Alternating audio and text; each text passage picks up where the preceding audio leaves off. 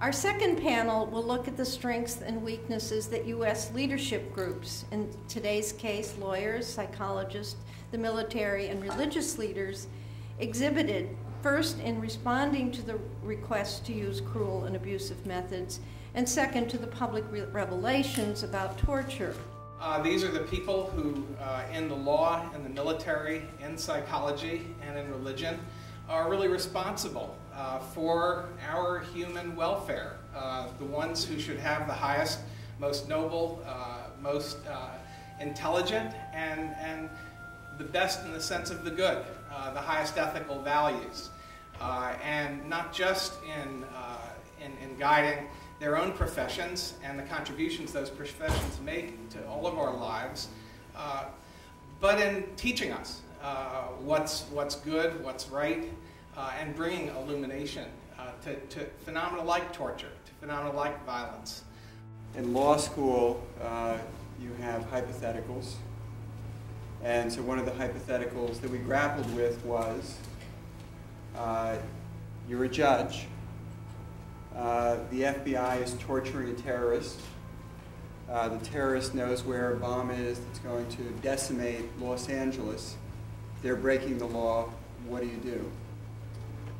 So I mean, for people in the legal profession, this is a kind of issue that long before it became the kind of reality that we're talking about here, was something that people struggled with.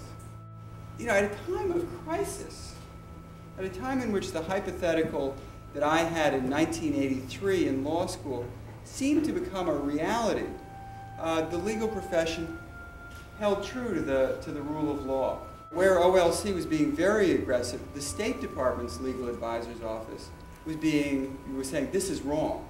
The JAG attorneys, generals who were the leading lawyers for the Air Force and the Army and the Navy, who spoke out against what was going on, spoke out against torture. You saw the same thing among leaders of the bar. If you look at the judicial decisions, the Supreme Court upheld the rights of the people who were being held in Guantanamo, the people who were being accused and denied rule of law procedures.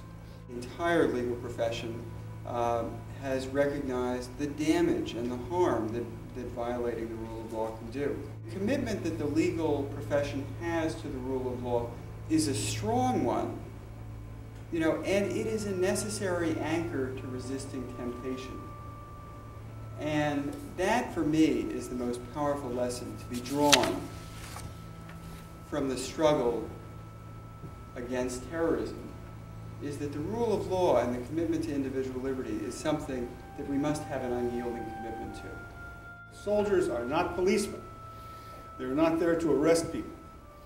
They're there to kill people and destroy things in the service of their government. That's what they do. So since the Army understands that, over many, many years, it has worked out a careful philosophy of what is not to be done. And it's understood by the Army that if you let people do that, those things that you forbid, that you know are not to be done, and that are forbidden by the Uniform Code of Military Justice, then in fact, they become uncontrollable. Because you break down their self-respect as human beings, you break down their sense of identity as Americans. The United States Army never trained anybody to torture anybody to get information.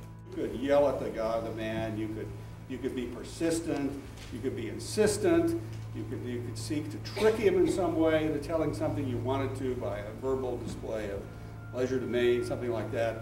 But you couldn't hurt him physically. You couldn't hurt him physically. So how did this happen?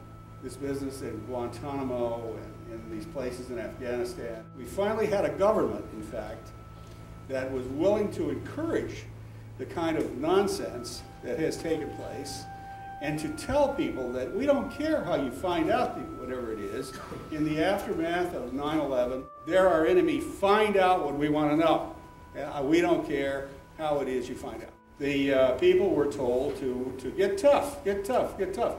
So in fact, you have on the one hand, you have the Army, which understands fully that almost never is physical coercion an effective means of interrogation of a prisoner. It is certainly the wrong thing to do. It is certainly destructive of the institution of the Army and of the minds and souls of the men in it, men and women in it. You know, it understands it very well. Well, these guys are engaged in mortal combat against this rush of popular culture out here that's trying to teach these kids the opposite. And then we've had a government which, in fact, encouraged them to think that whatever it takes, you go out and do it. You know?